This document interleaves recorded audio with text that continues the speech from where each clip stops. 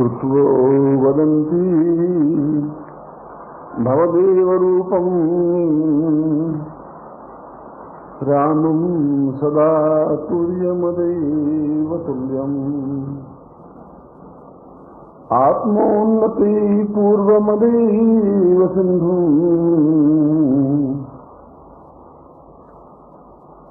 पूर्णोपमा वै भव शिष्यसेव्यम्। आज मैं यह वाल्मीकि रामायण के प्रथम कांड का एक श्लोक आपके सामने रख रहा हूं। वाल्मीकि प्रसिद्ध डाकू रहे हैं, प्रसिद्ध लुटेरे रहे हैं और जीवन का आधे से ज्यादा भाग उन्होंने लोगों को लूटने में, धन छीनने में, अत्याचार करने में व्यतीत हुआ। मेरे जैसा मैं कई बार कहता हूं कि ठोकर लगती है तो एक सेकंड में लगती है।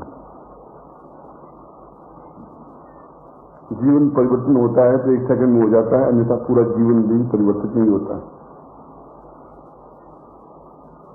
जब एक बार लूट रहे थे मार्ग में, उस रास्ते से नारद ओम नारायण नारायण करते हुए निकल रहे थे तो वाल्मीकि ने उसको पकड़ लिया। उसने कहा कि तुम्हारे पास क्या है, निकालो। वाल्मीकि ने कहा मेरे पास तो कुछ है ही नहीं। नारद ने कहा मेरे पास तो कुछ है ही नहीं, ये तंदूरा है जिस पर मैं नारायण की धुन बोलता रहता हूं। इनका तंदूरा है क्या? खाली आपको तो देने से था, सुबह सुबह कोई बोहनी अच्छी हुई नहीं है, तंदूरा लाके रख दिया। उसने और संभाला, जेब संभाली और नारद के पास कुछ था भी नहीं। उसने कहा जब सुकून हो गया, सारा कैसा सुबह सुबह कुछ मिला है, कुछ माल मिलता मिला ही नहीं, ऐसा तो डाकू जीवन मेरा कैसा चलेगा। नारद ने पूछा कि तुम करते क्या हो? उसने कहा मैं लोगों को लूटता हूं, पैसे होते उनको ले लेता हूं और अपना परिवार चलाता हूं। नारद ने पूछा तुम किस लिए करते हो ये सब, क्यों करते हो? उसने कहा मुझे परिवार का पालन पोषण करना है, पत्नी है, मेरे पुत्र हैं, मेरे बच्चे हैं, मेरी पत्नी है, उन सबको भोजन देना पड़ता है मुझे। तो उसने कहा क्या दूसरों को लूटना या दूसरों को मारना या दूसरों को हत्या करना क्या सब उचित है, पाप है या पुण्य है? वाल्मीकि ने कहा मैं भी समझता हूं ये पाप है और इससे मुझे जीवन में दुख भोगना ही पड़ेगा। तो जो हम पाप करेंगे वो इसी जीवन में भोगना पड़ेगा। इस जीवन के आगे कोई पाप और पुण्य या स्वर्ग और नर्क जैसी कोई वस्तु नहीं है। यह एक कल्पना है कि मरने के बाद आदमी स्वर्ग में जाता है, नर्क में जाता है। उस स्वर्ग को भी जो भोगता है वो इसी जीवन में भोग लेता है, नर्क को भी भोगता है, इसी जीवन में भोग लेता है। अस्पताल में आप जाएं तो कैसा नर्क होता है आप देख लीजिए। किसी के पांव कटे हुए हैं, किसी के हाथ कटे हुए हैं, कोई आंख से अंधा पड़ा है, किसी के खून निकल रहा है, कोई खांसी कर रहा है, कोई पीड़ित है, कोई करा रहा है, मौत मांग रहा है और मौत उसको प्राप्त हो नहीं रही है। जब भी आपको नर्क देखना हो आप अस्पताल में जाके देख आइए। जब भी आपको स्वर्ग देखना हो, किसी मंदिर, अच्छा पवित्र स्थान, कोई हरिद्वार, गंगा, जहाँ आनंद से साधु बैठे हैं, सन्यासी बैठे हैं, बिना चिंता के और आनंद मग्न होकर भजन पूजन कीर्तन पाठ साधना श्रवण करते हैं, दोनों स्थितियां यहीं पर हैं। यदि आप थोड़ा सा भी कोई मन में पाप कर्म करेंगे तो इस जीवन में इसको भोगना ही पड़ेगा आपको, और इसी जीवन में भोगते हुए ही आपको पार जाना पड़ेगा और अंत में भी आपको अपयश ही मिलेगा कि दुष्ट आत्मा थी और मर गई और बदमाश आदमी था, झूठ आदमी था, छल आदमी था। तुम लिखा जब तुम्हें ये मालूम है तुम पाप कर रहे हो तो फिर पाप इस पाप को तुम अकेले भोगना पड़ेगा। इस जीवन में तुम दुख भोगना पड़ेगा, इस जीवन में तुम कष्ट भोगना पड़ेगा, हाथ पांव टूट जाएंगे, बीमार पड़ जाओगे, असक्त हो जाओगे, अपहाय हो जाओगे और अपने के भागी बन जाओगे। उसने कहा ऐसा थोड़े होता, मैं अगर पाप कुछ करता हूं तो इसका शेयर एक पत्नी भी करेगी, इसका आधा फल उसको भी मिलेगा, पुण्य करूंगा तो उसका आधा फल पत्नी को मिलेगा। नारद ने कहा कि तुम जो कुछ करोगे वो तुम्हें प्राप्त होगा। तुम्हारी पत्नी या तुम्हारी माँ और तुम्हारे बच्चे उसके पाप के भागीदार नहीं बन पाएंगे। एक छोटा सा चिंतन मन हुआ, उसने कहा कि ये साधु गप्पे मार रहा है या केवल मुझे मूर्ख बना रहा है, बहला रहा है, साधु का काम ही यही है। उसने कहा विश्वास नहीं है, पूछ के आ जाओ अपनी पत्नी को। उसने तुम भाग जाओगे क्योंकि तुम्हारे कपड़े छीनने मुझे अभी, और कपड़े क्योंकि मिला कुछ नहीं तुमसे, और तुम जरूर भागोगे, तुम मुझे बहका रहे हो। उसने कहा ऐसा करो, मुझे पेड़ से बांध दो किसी और फिर चले जाओ और घर जाके मालूम करके आ जाओ। और नारद को पेड़ से बांध दिया, घर गए, पत्नी को बुलाया और पत्नी को कहा कि देखो मैं तुम्हें सोने से जेवरों से लाभ दिया है, 2 किलो जेवर तुम्हारे गहने तुम्हारे अंगों पर है, शरीर पर है, तो मालूम है मैं कहां से रहता हूं। उसने कहा लूट मार करते हैं और क्या करते हैं, लूट मार करके छीन करके लोगों के और तुम लाते हो। उसने कहा कि एक साधु को मिला था, उसने कहा इससे पाप होता है। उनके कहा निश्चित रूप से पाप होता ही, ये कोई शुभ कार्य है ही। शुभ कार्य सुबह जल्दी उठना है, भगवान का भजन पूजन करना है, कीर्तन करना है, प्रभु से क्षमा मांगनी है अपने पापों के प्रायश्चित की, और अपने जीवन को सन्मार्ग पर गतिशील करना है। उसने कहा मेरी पत्नी है, धर्म पत्नी है, अर्धांगिनी है, आधांगी है, तो जो पाप कर रहा हूं आधा फल तू भी भोगेगी, आधा फल मैं भोग रहा हूं। उसने कहा मैं आधा फल भोगने की तुम्हारे साथ नहीं आई। पाप करोगे तुम खुद पाप का बोझ उठाओगे, मैं उसके जीवन का मैं तुम्हारे उसका शेयर नहीं कर पाऊंगी, मैं उसमें तुम्हारा भागीदार नहीं पाऊंगी। तुम्हारे कर्म पूछे तुम कहां से अन्न लाके मुझे खिलाओगे, तुम्हारी ड्यूटी है, या तुम्हारे धर्म में मुझे भोजन करवाते हो नहीं करवाते हो, मैं तुम्हारे पाप में भागीदार नहीं। एक बड़ा झटका लगा कि जो पत्नी जिसको मैं इतना सोने की जेवर दी है वो भी मना कर रही है। माँ के पास गया, माँ को कहा कि माँ मैं दिन भर डाकू रहा हूं और बहुत मशहूर डाकू रहा हूं, रोज 8-10 हत्याएं तो कर ही देता हूं, क्या इससे पाप लगता है। उसने कहा तुम बहुत भूतोगे बुढ़ापे में, बहुत वृद्धावस्था में दुख पाओगे, इतना अधिक दुख पाओगे कि तुम मौत मांगोगे तुम्हें मौत मिलेगी नहीं। ये पाप है, घोर पाप। उसने कहा तुम मेरी माँ है, मैं तुम्हारे कोख से पैदा हुआ हूं, इसका फल तुम्हें भी कुछ मिलना पड़ेगा। उनका मैं तुम्हारी माँ जरूर हूं मगर तुम्हारे पाप में हिस्सेदार में नहीं हूं। तुम्हारा पुण्य तुम्हारा पाप तो तुम्हारा है, मैं तो तुम भोजन कराओगे भोजन कर दूंगी, मेरा इतना ही काम है। वाल्मीकि को एक बड़ा दुख, एक आघात पहुंचा, इतना आघात पहुंचा कि शायद पहली बार उसकी आंख में आंसू आए, और गया और नाद को बंधन से मुक्त किया, गुस्सा से बांधा था छोड़ दिया और चरणों में गिर पड़ा। उसने कहा कि मैं बहुत भूल में था, मैं समझ रहा था कि पत्नी मेरी है, मैं समझ रहा था कि बेटे मेरे हैं, मैं समझ रहा था कि माँ मेरी है। आज मुझे मालूम पड़ा कि ये कोई नहीं है, केवल मेरे स्वार्थ से बंधे हुए हैं। जो मेरा स्वार्थ समाप्त हो जाएगा ये सब खिटक के खड़े हो जाएंगे। नारद मैं पहले तुम्हें कहा तुम अकेले आए हो, अकेले ही जाओगे, जो कुछ अर्जित करोगे और तुम ही अर्जित करोगे, उसका फल भी तुम्हें मिलेगा। पुण्य करोगे तुम ही धनवान, यशवान, ऐश्वर्यवान, प्रतिष्ठावान, जीवन में और समाज में सौभाग्यवान तुम ही प्राप्त हो पाओगे।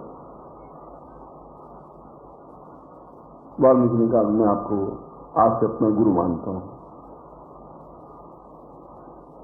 आप मुझे कोई ऐसा मंत्र दें जिसके माध्यम से मैं अपने पापों का प्रायश्चित कर सकूं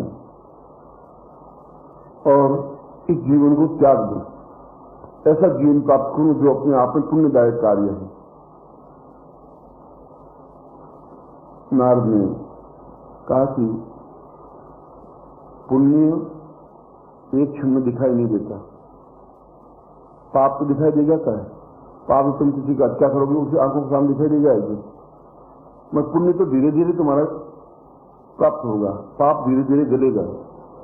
मगर वो रोज कितना गल रहा है ये तुम्हें मालूम नहीं पड़ेगा, मगर रोज तुम प्रातः काल उठोगे सूर्योदय से पहले, और ये तुम्हें मंत्र देता हूं गुरु मंत्र, इस गुरु मंत्र का जाप करोगे, और गुरु मंत्र का जाप जिस पेड़ से मुझे बांधा है इस पेड़ की परिक्रमा करते करते करोगे, क्योंकि तुम अगर बैठ के करोगे तुम्हें फिर नींद आ जाएगी, बैठ के करोगे तो तुम्हें आलस्य आ जाएगा, और नित्य 1 घंटा इस पेड़ की प्रदक्षिणा करते हुए इस मंत्र का तुम जाप करो, जो करोगे, जो तुम्हें मैं गुरु मंत्र दे रहा हूं। और वाल्मीकि ने उस दिन से तीर, कमान, धनुष छोड़ दिया और उस मंत्र का जब प्रारंभ किया जो नारद ने वाल्मीकि को दिया। और 1 वर्ष में ही उनके जीवन में इतना अधिक परिवर्तन हुआ कि एक भयंकर घोर अत्याचारी डाकू एक श्रेष्ठ कवि बन सका, साधु बन सका, सन्यासी बन सका, योगी बन सका और पूरे विश्व में उसका नाम हो सका। और इतना उच्च कोटि का सन्यासी बना कि राम भी जब ये सोचा कि मैं सीता को कहाँ रखूं, तो उसको एक उच्च कोटि का चरित्रवान व्यक्ति मिला वाल्मीकि, कि जिसके आश्रम में सीता सुरक्षित रह पाएगी, मेरी पत्नी भी अगर सुरक्षित रह पाएगी। क्योंकि शास्त्र उसमें याज्ञवल्क्य भी थे, गर्ग भी थे, अत्रि भी थे, कणाद भी थे, पुलस्त्य भी थे, वशिष्ठ भी थे, विश्वामित्र भी थे। मैं जितना सच्चरित्र व्यक्तित्व उसमें वाल्मीकि का था, उसमें और किसी ऋषि का नहीं था। यह एक परिवर्तन था, हर्ष के साथ, उल्लास के साथ, आनंद के साथ उस मंत्र को प्रातः काल एक जपने की क्रिया से पूरा जीवन का परिवर्तन का उदाहरण हमारे सामने। मैंने श्लोक प्रारंभ में वाल्मीकि रामायण का ही बोला है, जिन्होंने इतना उच्च कोटि का ग्रंथ लिखा, जिसकी तुलना में अभी तक दूसरा कोई रामायण जैसा ग्रंथ नहीं लिखा गया। राम का चरित्र जितना श्रेष्ठतम तरीके से, निष्पक्ष भाव से वाल्मीकि ने लिखा है, निर्भीक होकर के, उतना और किसी रामायण में नहीं लिखा गया। कल भी जैसा मैंने बताया था कि 100 से भी ज्यादा रामायण लिखी गई है, दक्षिण में भी, उत्तर भारत में भी।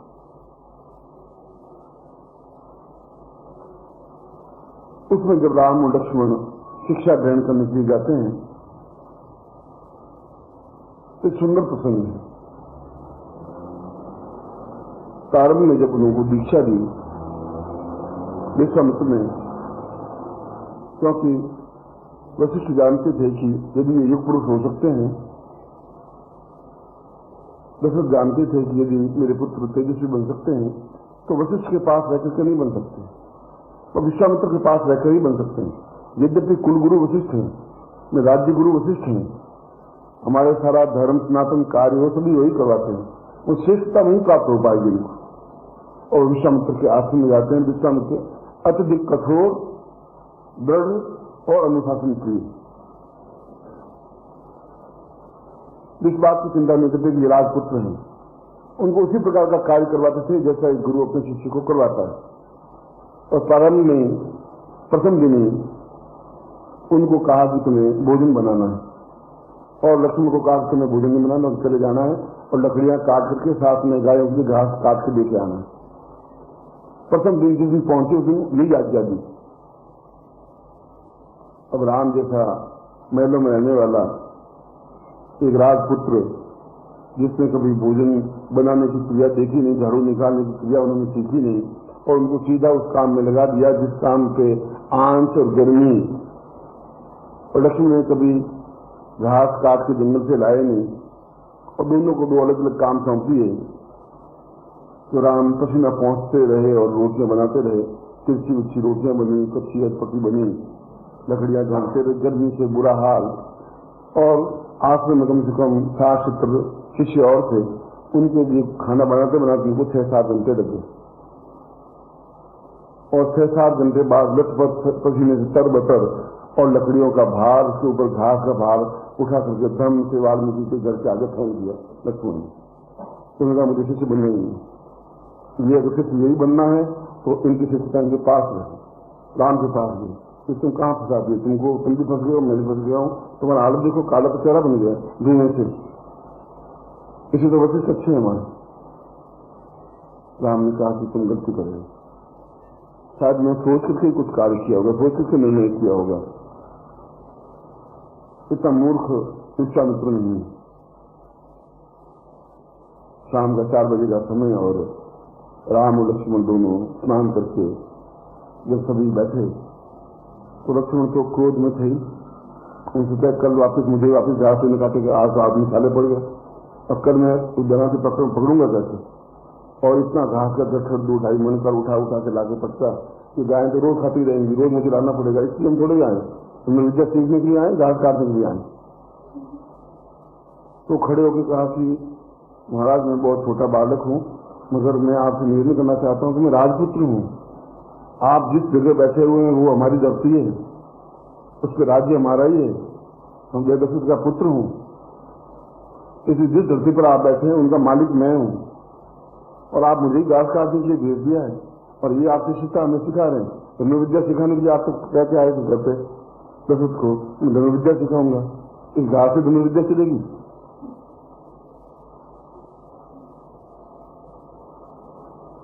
विश्वामित्र ने कहा कि तुम्हें अगले 3 महीनों तक घास ही काट खिलाना है। तुमने प्रश्न किया है, इसका दूसरा उत्तर यही है कि अगले 3 महीनों तक बिना पूछे सुबह 6 बजे जाना है और सब 100 गायों को तुम्हें घास खिलाना है, पानी पिलाना है, सेवा करनी है, और इसके अलावा तुम्हें लकड़ियां काट के लानी है, तुम्हें और कोई काम करना नहीं है। राम को मैं कल से दूसरा काम करता हूं।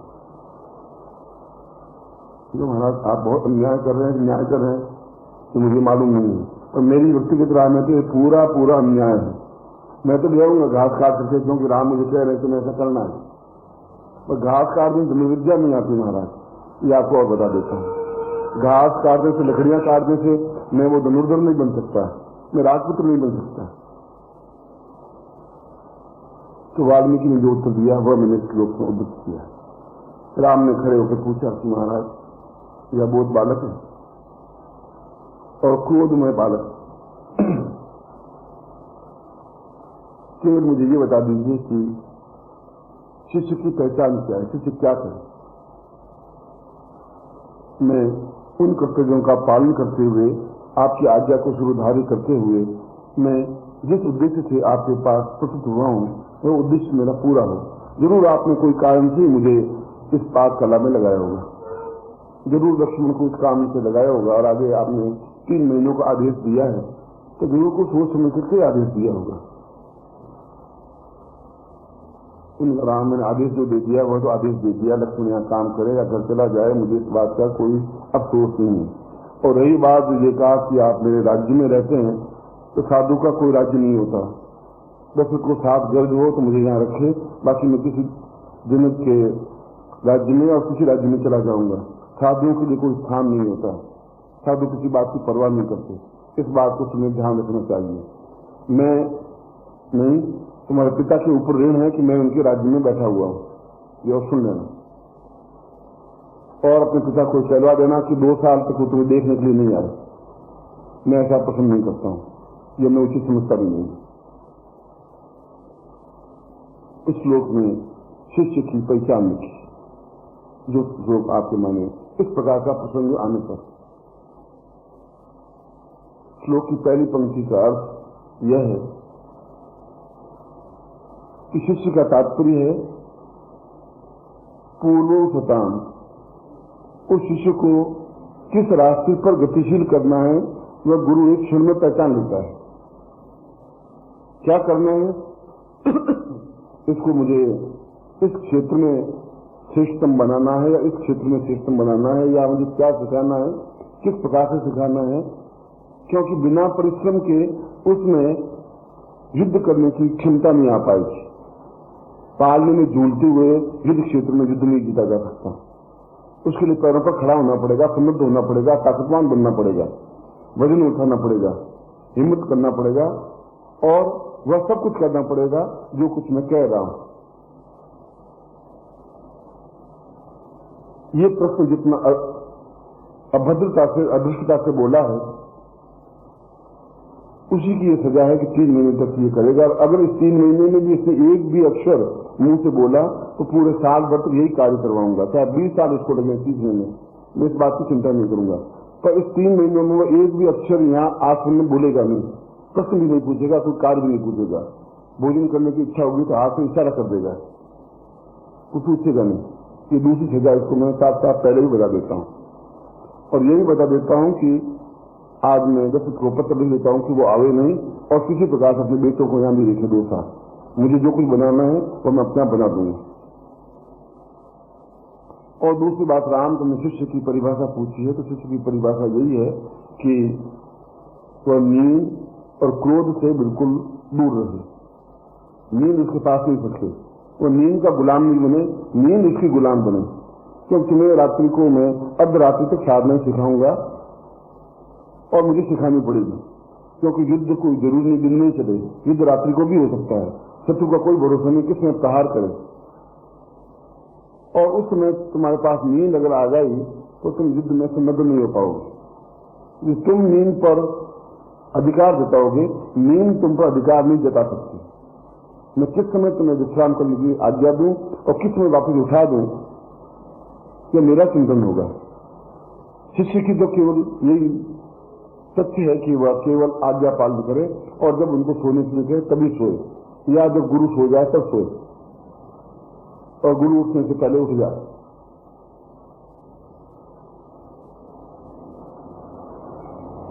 और दूसरा, राम शिष्य की तुमने परिभाषा पूछी है, तो शिष्य की परिभाषा यह है, गुरुत्वाम सदै ताम वदः।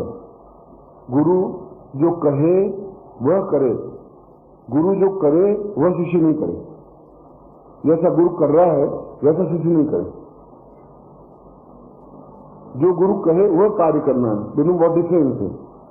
गुरु बाजार में जा रहा है और वहां बैठा हुआ है, तो ऐसा नहीं है कि शिष्य जो बाजार में जाए वहां बैठ जाए आराम, क्योंकि गुरु का अनुसरण करना है, अनुसरण नहीं करना, अनुकरण करना है। जो गुरु ने कह दिया तुम्हें ये काम करना है, उस कार्य को ही करना है, उस प्रकार से कार्य करना है जो कुछ कह दिया जाए, और कह दिया जाए फिर उसको पूर्णता कर दी जाए। उसके बीच में गुरु से कोई संपर्क स्थापन नहीं करे, जितना अवधि दे उस अवधि में उसको समाप्त कर दे। अगर तुम्हें पक्का योग्य शिष्य बनना है, ये अद्वितीय बनना है, क्योंकि तुम्हारे पिता ने मुझे ये भेजा कि मैं तुम्हें दोनों को अद्वितीय बनाऊं।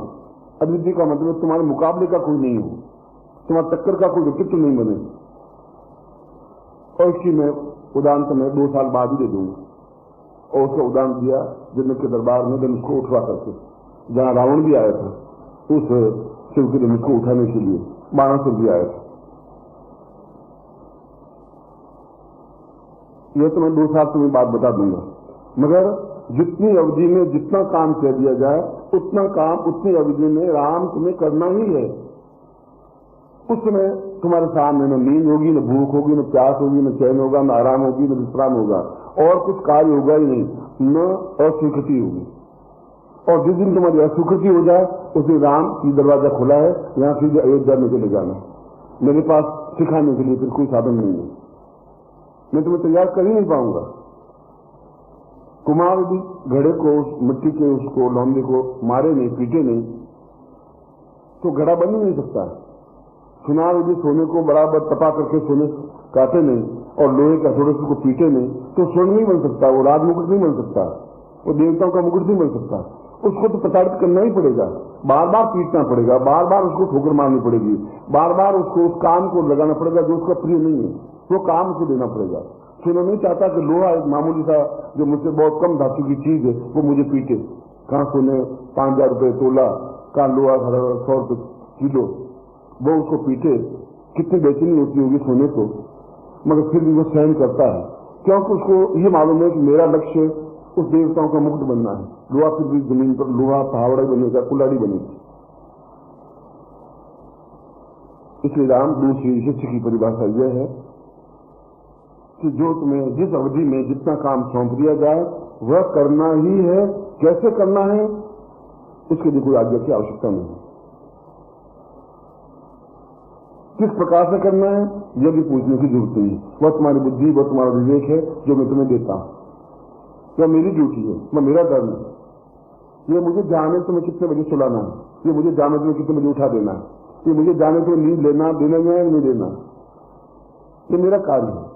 मगर यदि तुम ऐसा नहीं कर पाओगे तो तुम मेरे योग्य शिष्य बन भी नहीं सकते, और अयोग्य शिष्यों को मैं अपने पा सकता भी नहीं।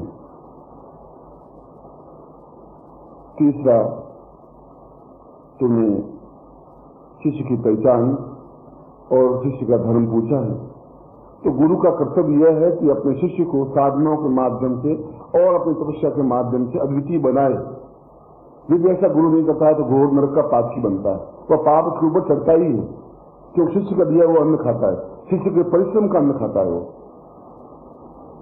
और शिष्य के परिश्रम का अन्न खाकर के यदि वो अरुण नहीं होता तो गुरु महान घोर पातक होता है, महान घोर पापी बनता ही है।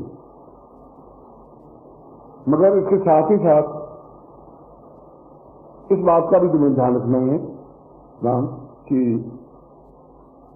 उस गुरु के प्रति निरंतर स्मरण और प्रेम भाव तुम्हें बनाए रखना है। वह तुम्हें काम सौंपे, तुम जिंदा करके काम करो, वह तुम्हारे खुद के पुण्यों का क्षीण कर देगा, तुम ऊंचे नहीं हो सकते।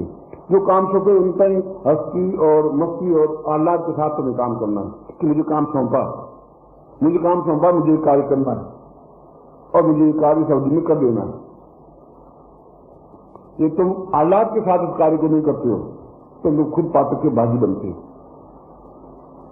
तुम्हें जो भी काम सौंपे, चाहे वो कठिन हो चाहे कठोर हो, चाहे तुम्हें पीटने का काम भी हो, जैसे सोने कुंदन को पीटा जाता है, बस तुम्हें उसी प्रसन्नता के साथ में उसको झेलना है।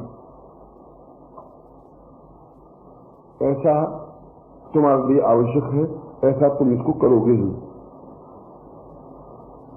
और तीसरी पंक्ति में वाल्मीकि ने कहा है कि शिष्य की कोई पहचान नहीं होती, शिष्य का पहचान केवल शिष्य होता है, न उसकी जाति होती है, न उसका धर्म होता है, न उसका बंधन होता है, न उसकी माँ होती है, न उसके बाप होते हैं। अगर शिष्य है तो फिर तुम्हारे उसमें तब कुछ नहीं है। जब मैं तुम्हें यहां से विदा करूं तो फिर तुम्हारे माँ भी होंगे, बाप भी होंगे, भाई भी होंगे, संबंधी होंगे, वो होंगे। मगर जब तुम मेरे पास हो तब तुम्हारे दूसरे बंधन तुम्हारे पास नहीं है, केवल एक बंधन रहेगा, या तो गुरु का बंधन रहेगा या तुम्हारे घर वालों का बंधन रहेगा। तुम दो पांवों में खड़े रहोगे तो तुम कुछ भी नहीं सीख पाओगे, मैं तुम्हें कुछ भी समझा नहीं पाऊंगा। वहां से कटोगे तो यहां से जुड़ोगे। इसलिए आज से तुम्हारा कोई पिता नहीं है, आज तुम्हारी कोई मां नहीं है, तुम्हारा कोई भाई नहीं है, कोई संबंधी नहीं है, कोई रिश्तेदार नहीं है। वह पत्नी दशमत आता है तो तुम्हें मन में दया लाने की जरूरत नहीं है, क्योंकि जो ही घास लेकर आएगा मैं उसको वापस घास में भेज दूंगा उसी क्षण। घास 10 बजे आएगा और 10 बजे आने के बाद गाय के अंदर के भेज दूंगा उसको। तुम इसके ऊपर दया करोगे, तुम्हें कोई अधिकार नहीं कि मेरा भाई ये उसको तकलीफ ज्यादा पड़ रही है, दूसरे से आराम करें। ऐसा तुम्हें करने का कोई अधिकार नहीं है, कोई हक नहीं है, क्योंकि इस गुरुकुल में आने के बाद में तुम्हारा किसी प्रकार का कोई धर्म, कोई जाति, कोई बंधन, कोई मां, कोई बाप, कोई भाई, कोई बहन, कोई संबंधी नहीं रहा। न तुम राजपुत्र रहे हो, न तुम मैया रहे हो, तुम केवल शिष्य रहे हो। और शिष्य केवल ठोकर पे खड़ा रहता है गुरु के। यदि शिष्य के प्रति दया दिखाता है तो गुरु अपने धर्म से, अपने कार्य से चुप हो जाता है, नीचे गिर जाता है। और यदि परुषता बरसता है, कठोरता बरसता है तो गुरु अपने आप में सही अर्थों में उसको कुंदन बनाता है। हाथों से फैलाने से वह कुंदन नहीं बन सकता, उसको तो प्रताड़ित करना पड़ेगा, जलाना पड़ेगा, तपाना पड़ेगा। यदि उसको अद्वितीय बनाना है फिर वो सोना पैरों में रड़केगा नहीं, फिर वो ठोकर नहीं मारा जाएगा। उस सोने को संजो करके अलमारी में रखना पड़ेगा, लोग उसको देखेंगे और यदि उसका मुकुट बनेगा, देवताओं का मुकुट बनेगा, बाकी मनुष्य तो सामान्य है। अगर तुम्हें उतना ऊंचा बनाना है मुझे, तो मुझे उतना तुम्हें पीटना, उतना तुम्हें प्रताड़ित, उतना तुम्हें करना ही पड़ेगा। मगर उस समय तुम यदि कहीं से संबंधित रहे तो तुम्हारा मार्ग, तुम्हारा मानस भटक जाएगा। और मानस भटकने के बाद में दो पति की पत्नी अपने आप में दुष्चरित्र ही कहलाती है, पतिव्रता नहीं कहलाती।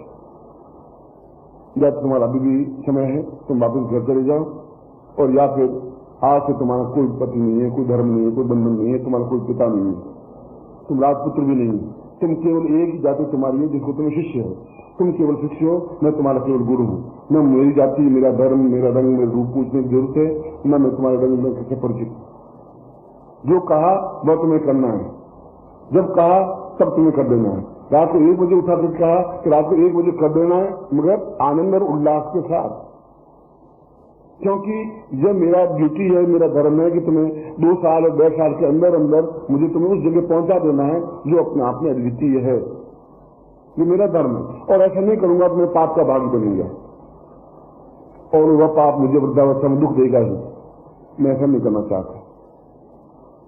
मैं तुम्हारे ऊपर कठोरता बनूंगा, मगर मेरी एक आंख में, उस श्लोक में कहा गया, मेरी आंख में अत्यधिक अंगार की तरह क्रोध है, दूसरी आंख में गंगा की तरह बहुत शीतलता भी है।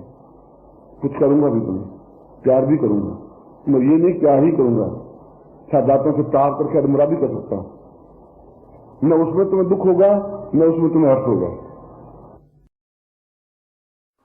और चौथा, राम, अगर जीवन जीना है तो अद्वितीय बनकर के ही जीना है। साधारण नर बनकर के जीने से कोई फायदा भी नहीं है। वह तो जीवन का एक अदम्य मार्ग है, एक घटिया मार्ग है, नपुंसक मार्ग है।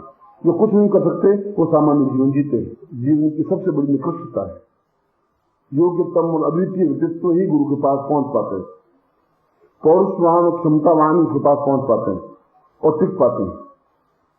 तो गुरु के पास जाना और टिकना दोनों कठिन काम है।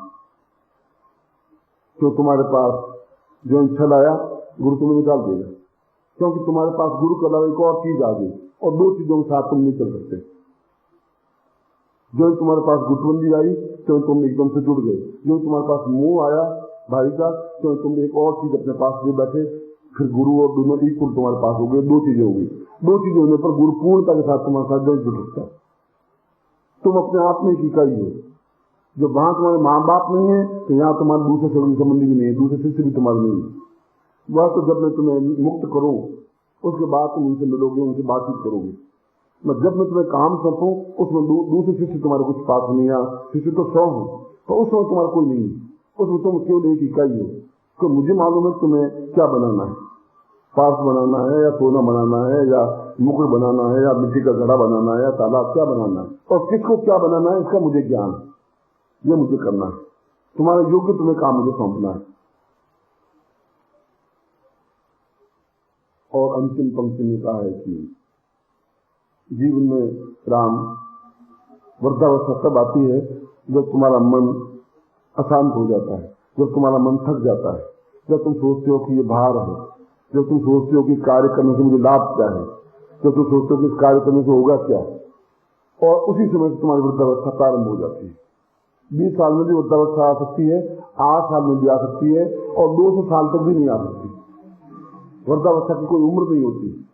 सफेद बाल और जजियां वृद्धावस्था के चिन्ह नहीं है। यह तो संघर्ष के चिन्ह है जीवन के। मरेगा तो वो भी जो पाले में झूलता हुआ बैठा हुआ है वो भी मर जाएगा।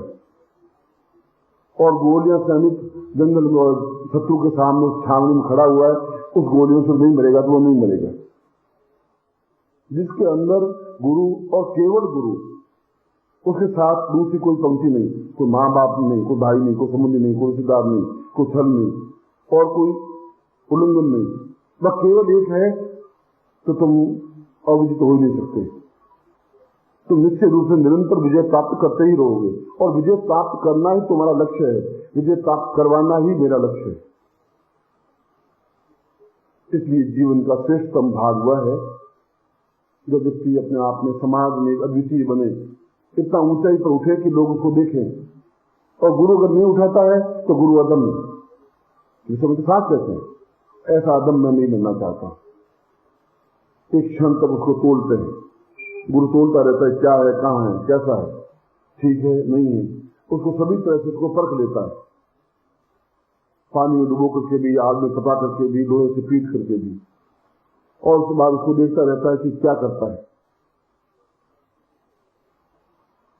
एको ही ध्यान, एको ही ज्ञान, एको ही चिंतन, एको ही चिंतन। शंकराचार्य कहते हैं कि यदि जीवित गुरु के पास रहना है तो बहुत ज्यादा कठिन है। इससे ज्यादा कठिन तो कुछ है ही नहीं, और उससे ज्यादा आनंदप्रद भी कोई चीज नहीं है, मस्ती भरी कोई चीज नहीं है कि हम जीवित जागृत गुरु के पास बैठे। ये तो सौभाग्य है कि हम उनके पास बैठे और एक उच्च कोटि के गुरु के पास बैठे हों और जीवित गुरु के पास बैठे हों और जागृत गुरु के पास बैठे और उनकी छाया तले हम कुछ प्राप्त करने के लिए बैठे हों। तो शंकराचार्य कहते हैं, एको ही धर्म, एको ही ज्ञान, एको ही चिंतन, एको ही चिंतन, नैवम न धर्मम न ज्ञानम न चिंतम, विचिंतम सदैवम तुमेवम करेंगे। उसमें तुम्हारे पास दूसरा कोई चिंतन नहीं है, एकम चिंतन, एक ही चिंतन है, एक ही धर्म है, एक ही लक्ष्य है, एक ही ज्ञान है। इसलिए कि तुम्हारा उस कार्य को लेकर के वो अपना ऊपर पाप का बोझ बढ़ाना नहीं चाहता। गुरु नहीं चाहता कि मैं वृद्धावस्था में उस पाप के बोझ से दब करके अपने जीवन को सत्यानाश करूं। जब वो गुरु शब्द है तो इसका दूसरा शब्द शिष्य है। जब पति शब्द है तो पति शब्द है, जब सुख शब्द है तो दुख शब्द है। और जो गुरु शब्द है तो शिष्य शब्द है, तो फिर गुरु का धर्म, गुरु का कर्तव्य एकमात्र यही है कि अपने परिवार की भी चिंता छोड़ करके कि उस शिष्य के हितों की रक्षा करे और उसको ऊंचा उठाए, अद्वितीय बनाए, योग्य बनाए, इतना ऊंचा बैठा दे, इतना ऊंचा उठा दे कि उसके समान से दूसरा नहीं हो सके किसी भी क्षेत्र में, चाहे वो संगीत का क्षेत्र हो, चाहे धन का क्षेत्र हो, चाहे प्रभुत्व का क्षेत्र हो, चाहे पूर्णता का क्षेत्र हो, चाहे आध्यात्मिक का क्षेत्र हो। वह गुरु देखता कि इसको मुझे कहाँ उठाना है। भौतिक क्षेत्र भी अपने आप में उच्च कोटि का है, गुरु को वहां पहुंचाएगा। आध्यात्मिक क्षेत्र भी उच्च कोटि के भाव को पहुंचाएगा, और कलाओं का क्षेत्र भी है, उस क्षेत्र में भी उसको पूर्णता तक पहुंचाएगा। मैं उसके समान टक्कर देने वाला दूसरा नहीं होगा। मैं गुरु को चाहिए कि जल्दी से जल्दी उस कार्य को संपन्न कर दे। विलंब अगर होता है तो शिष्य में गुरु के पास एक और चीज उसके मन में आ जाती है, तो उतना जब विलंब होता रहता है। फिर उसके बाद नींद आती है तो फिर वो विलंब है, उल्लंघन है तो विलंब है, छल है तो विलंब है, आलस्य है तो विलंब है, क्योंकि आपके पास गुरु के हाथ एक और चीज बैठ गई, शेर हो गया। तो राम, आज से तुम्हारा माँ मैं हूँ, बाप मैं हूँ, भाई मैं हूँ, संबंधी मैं हूँ, रिश्तेदार हूँ, और घोरतम शत्रु में ही नहीं तुम्हारा। मुझसे जैसा बड़ा शत्रु तुम्हें मिलेगा भी नहीं, क्योंकि किसी समय लात मार कर भी तुम्हें फाटक से बाहर फेंक दूंगा, ये भी नहीं करूंगा, और दूसरे क्षण फुटकार करके छाती से भी नहीं चिपकाऊंगा।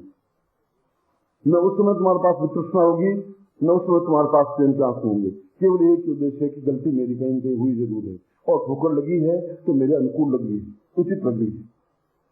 और ऐसा गुरु करे, नहीं करता है तो गुरु पद के योग्य बन नहीं सकता, क्योंकि उसको उस जगह पहुंचा नहीं सकता। उसकी इच्छाओं को देख के गुरु आज्ञा दे तो उससे कुछ नहीं कर सकेगा। क्या उसका मुंह ठीक है, वो काम सौंपे, जब उसका मुंह हो ही नहीं तब वो काम सौंपे, जो नहीं कर सके वैसा उसको काम सौंपे। और शिष्य का एकमात्र एक ही धर्म, एक ही कर्तव्य, जो वाल्मीकि रामायण ने कहा वही से शंकराचार्य ने कहा, एको ही धर्म, एको ही चिंतन, एक ही चिंतन है, एको ही विचिंतन। मन की धारणा भी एक ही है कि जितना काम सौंप दिया है उस काम को उस समय में पूरा कर ही देना है। यहाँ पर विश्वामित्र ने दोनों को तोला है, न शिष्य का पक्ष लिया है न गुरु का पक्ष लिया है।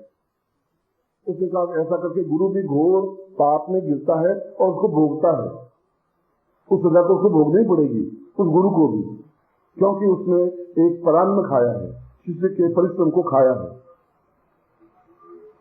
आदान प्रदान है, वो परिश्रम देता है, वो तुम्हें ज्ञान देता है, चेतना देता है, बुद्धि देता है, विवेक देता है, ऊंचाई देता है, सफलता देता है, अद्वितीयता देता है। वो बार बार करता रहता है कि मुझे इसको कब क्या देता है, क्या देना है, और उसको पूर्णता के साथ ग्रहण करना है।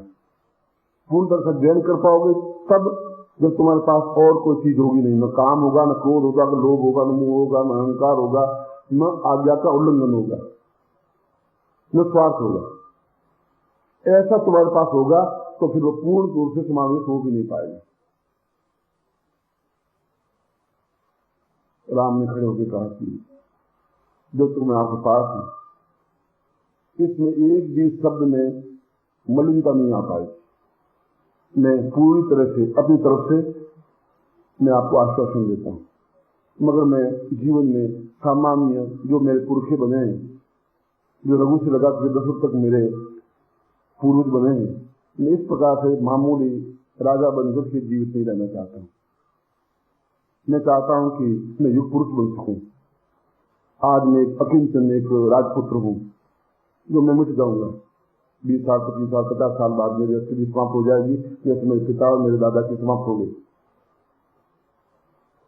आज हमें मालूम भी नहीं अर्जुन ने जिंदगी में क्या काम किया, उसके पुत्र अर्जुन ने 10 उसने क्या काम किया, हमें तो कुछ ज्ञात ही नहीं। मगर मैं ऐसा जीवन जीना भी नहीं चाहता हूँ, और मृत्यु आपके पास होते हुए मेरे पास आ नहीं सकती, और पराजय मेरी जिंदगी में संभव नहीं है, ऐसा मैं सोचता हूँ, क्योंकि मैं आपके पास बैठा हूँ, उस तपस्वी के पास बैठा हूँ जिसका ज्ञान अपने आप में प्रकाशवान है, चेतना युक्त है। और आप जो कुछ भी है, जब मैंने आपको गुरु धारण कर लिया है तो उसके बाद ये आपकी ड्यूटी है, आपका धर्म है, आपका कर्तव्य, आप मुझे क्या बनाए, मैं कुछ भी बनाए, अद्वितीय बनाए। और साष्टांग उसके चरणों में गिर जाते हैं विश्वामित्र के, और आंसुओं से पूरा उनके चरणों को भिगा देता है।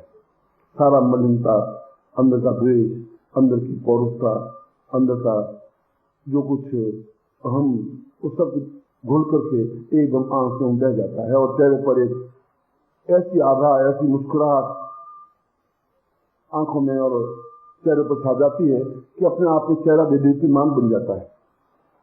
वाल्मीकि का मैं पहली बार तुम्हें शिष्य देख रहा हूं। अभी तक मैं तुम्हें राजपुत्र के रूप में देख रहा था, तुम्हारे चेहरे ऊपर राजपुत्र के चिन्ह अंकित थे।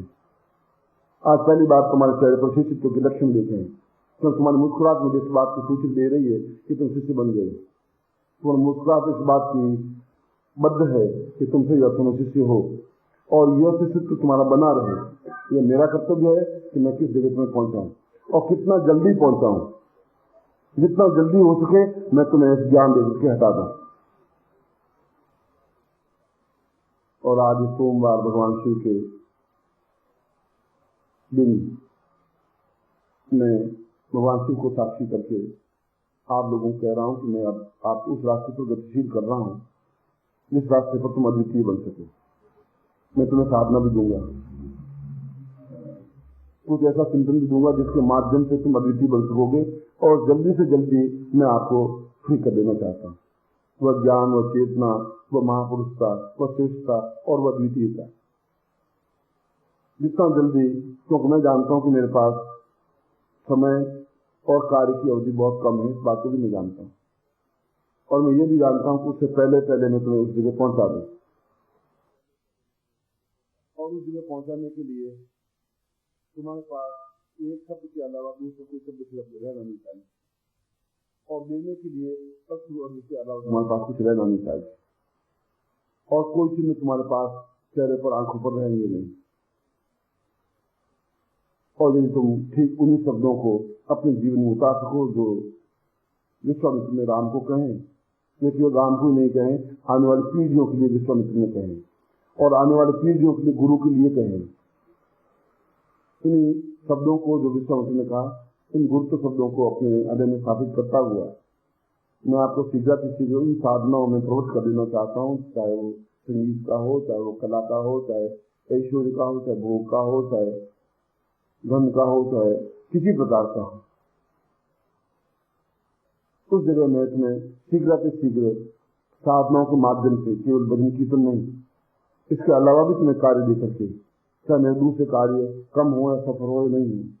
इस बात की मुझे चिंतन है ही नहीं, अब पहले भी नहीं थी, अब भी नहीं है और मैं अपने जीवन में पाप का भागी बन करके इस जीवन को यापन करना भी नहीं चाहता। मैं तुम्हें उस जगह पहुंचाने के लिए बहुत जल्दी गतिशील हूं और आपके चेहरे पर शिष्य की केवल मुस्कुराहट होगी और आज्ञा पालन होगी, तीसरी कोई चीज आपके पास नहीं हो पाएगी। तो मुस्कुराहट इस बात की सूचक होगी तुम शिष्य हो, आज्ञा पालन इस बात की सूचक है कि तुम काम करने में बिल्कुल सुमृद्ध हो। उसमें तुम्हारे पास नींद नहीं है, तुम्हारे पास भूख नहीं है, तुम्हारे पास और कोई चीज नहीं है। मैं ऐसा ही तुम्हें आशीर्वाद देता हूँ और इसी आज्ञा, इसी प्रतिज्ञा के साथ में मैं तुम्हें जल्दी से जल्दी उस जगह पहुंचाऊं जो जिससे समाज में और विश्व में तुम अद्वितीय बन सको। और ऐसे मुझे अपने आप में मेरी पौरुषता पर गर्व है और मैं ऐसा कर सकूंगा। ऐसा ही मैं देकर आपको आशीर्वाद देता हूँ।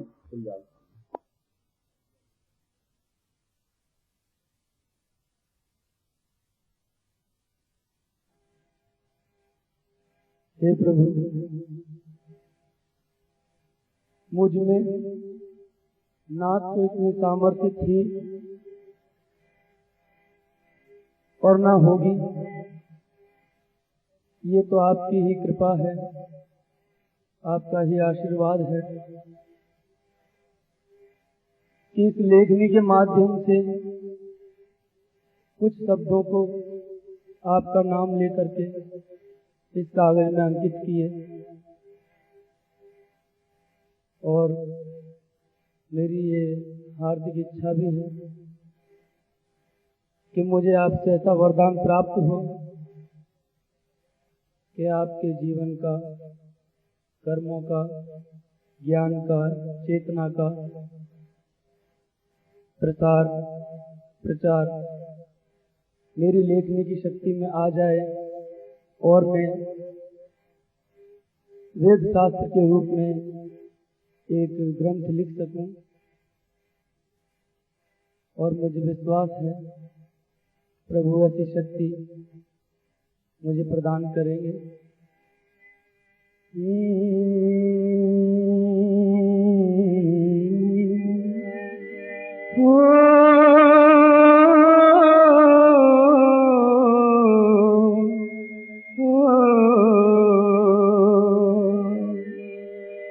ध्यान लगा कर सुनो कहानी सिद्धाश्रम के वासी की। मृत्यु लोक में आने वाले ब्रह्मरूप अविनाशी की।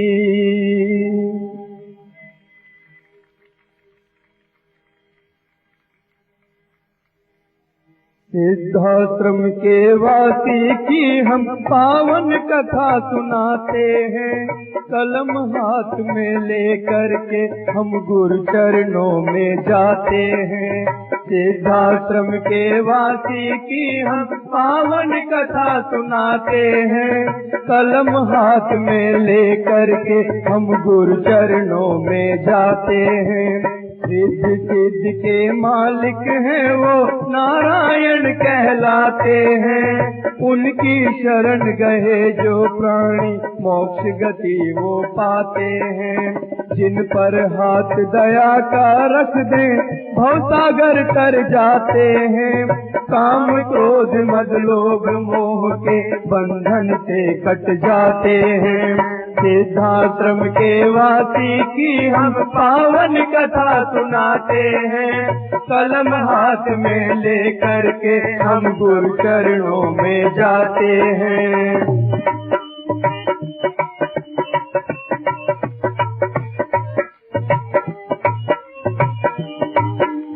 खरंटिया की पावन भूमि नारायण अवतार हुआ। खरंटिया की पावन भूमि नारायण अवतार हुआ। 21 अप्रैल का वो शुभ दिन घर घर मंगलाचार हुआ। 21 अप्रैल का वो शुभ दिन घर घर मंगलाचार हुआ। मुल्तान चंद जी पिता हैं इनके सीधे सरल निराले हैं। खुददारी जीवन में पाई कर्म के वो मत वाले हैं।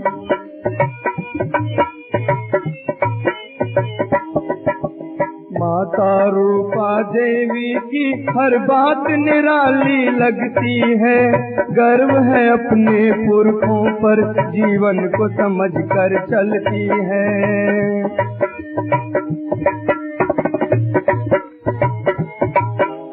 सिद्धाश्रम के वासी की हम पावन कथा सुनाते हैं। कलम हाथ में लेकर के हम गुरु चरणों में जाते हैं।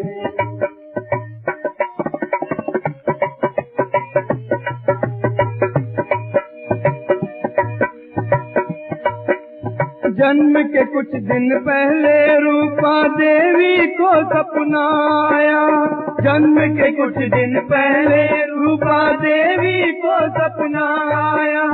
नारायण ने कहा मात तेरे घर नारायण आया।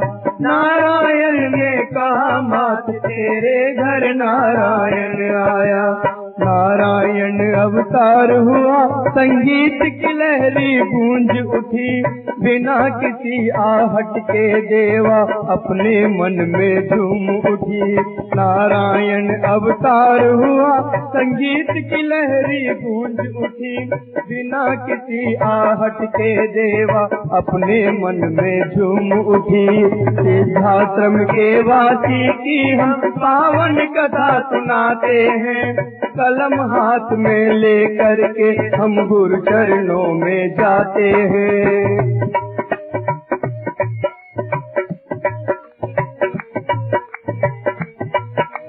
जन्म के कुछ दिन बाद की घटना नारायण जी सोए थे।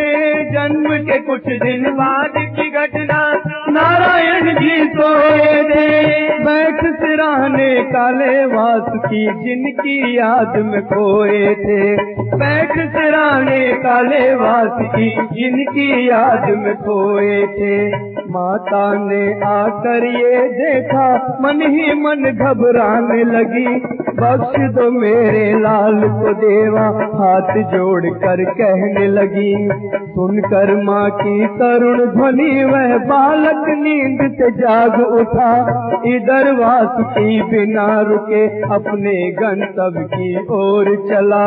सिद्धाश्रम के वासी की हम पावन कथा सुनाते हैं। कलम हाथ में लेकर के हम गुरु चरणों में जाते हैं।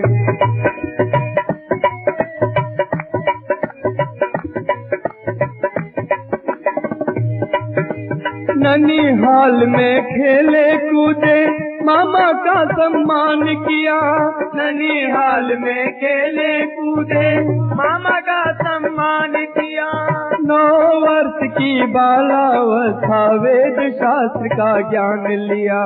9 वर्ष की बालावस्था वेद शास्त्र का ज्ञान लिया। नारायण के बालक मन में दया भाव भंडार भरे। कभी किसी की सेवा की और कभी किसी का कष्ट हरे। भोजन कभी अपाहिज को दे बीमारों की सेवा की। बालकपन में साधु बन गए ये कुदरत की लीला थी। पूरे गांव का लाडला बालक पूजा पाठ जो करता था। मधुर कंठ से शिव उपासना 7 स्वरों में करता था। सिद्धाश्रम के वासी की हम पावन कथा सुनाते हैं। कलम हाथ में लेकर के हम गुरु चरणों में जाते हैं।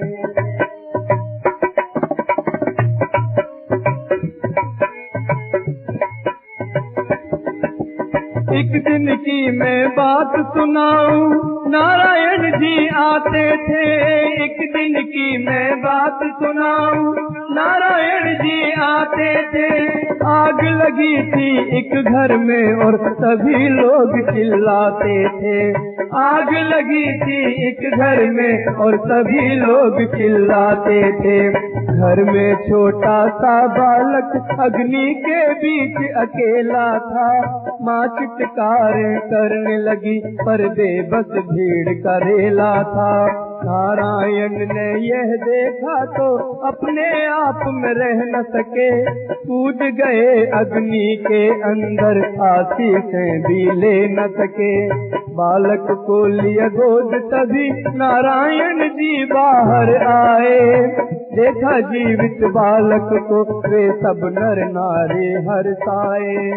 होकर के घायल नारायण कई दिनों बीमार रहे।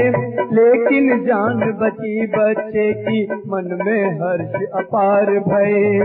सिद्धाश्रम के वासी की हम पावन कथा सुनाते हैं। कलम हाथ में लेकर के हम गुरु चरणों में जाते हैं।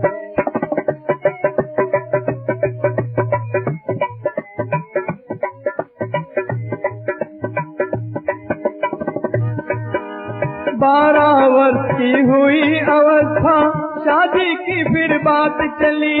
12 वर्ष की हुई अवस्था, शादी की फिर बात चली। फूल फूल मुस्काने लगा और महकी हर एक कली कली। फूल फूल मुस्काने लगा और महकी हर एक कली कली। नाम भगवती देवी जिनके मन आनंद अपार हुआ। गूंज उठी मंगल शहनाई, घर घर मंगलाचार हुआ। बालावस्था में ही माता ईश्वर पूजा करती थी। भजन ध्यान में मन को लगाती, कृष्ण का मान वो करती थी। तन से देवी मन से भोली, माता जब निराली है, अम्बे माँ का रूप यही माँ दुर्गा काली है। त्याग की पावन मूरत है, संतोष की मुख पर लाली है। श्रद्धा की साकार छवि रौहट की रहने वाली है। तीर्थाश्रम के वासी की हम पावन कथा सुनाते हैं। कलम हाथ में लेकर के हम गुरु चरणों में जाते हैं। तीर्थाश्रम के वासी की हम पावन कथा सुनाते हैं। कलम हाथ में लेकर के हम गुरु चरणों में जाते हैं।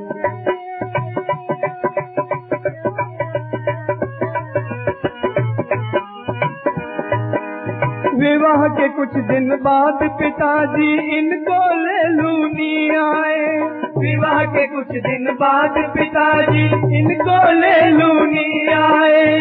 विद्यालय में पढ़ने लगे और पूजा पाठ में मन लाए। विद्यालय में पढ़ने लगे और पूजा पाठ में मन लाए। रविवार का दिन था वो यह एक सहपाठी देख रहा। ध्यान लगा फिर लगी समाधि, एक समय ही बीत गया। अक्सर लगने लगी समाधि, घंटों लगती रहती थी।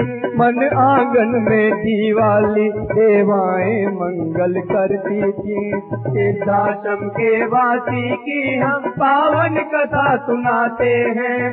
कलम हाथ में लेकर के हम गुरु चरणों में जाते हैं।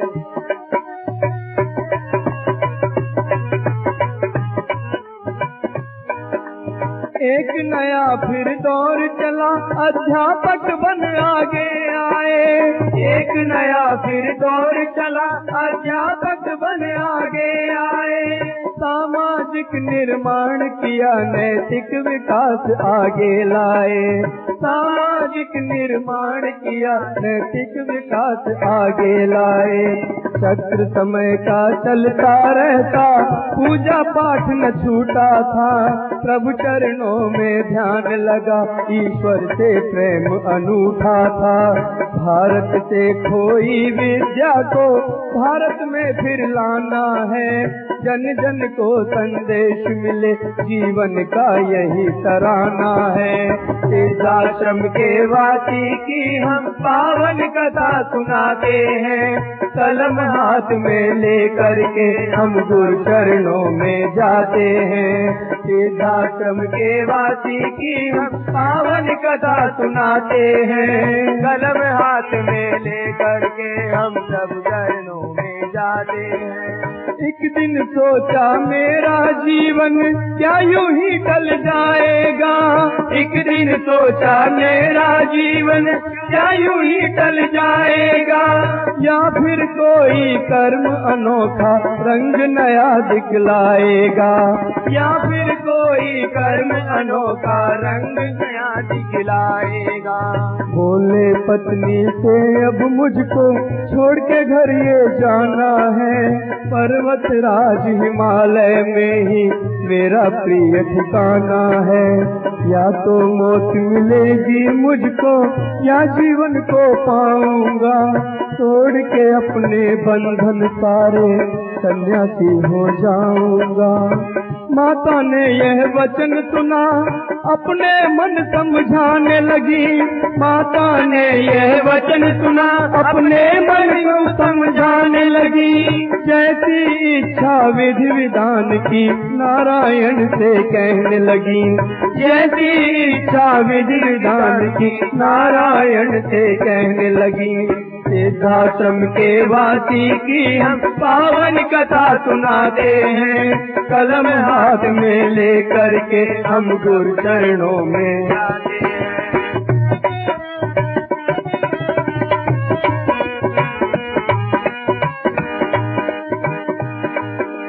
वन वन घूमे फिरे भटकते, मंत्र तंत्र का ज्ञान लिया, वन वन घूमे फिरे भटकते, मंत्र तंत्र का ज्ञान लिया, यंत्रों को जीवन में उतारा, अपने मन को जान लिया, यंत्रों को जीवन में उतारा, अपने मन को जान लिया।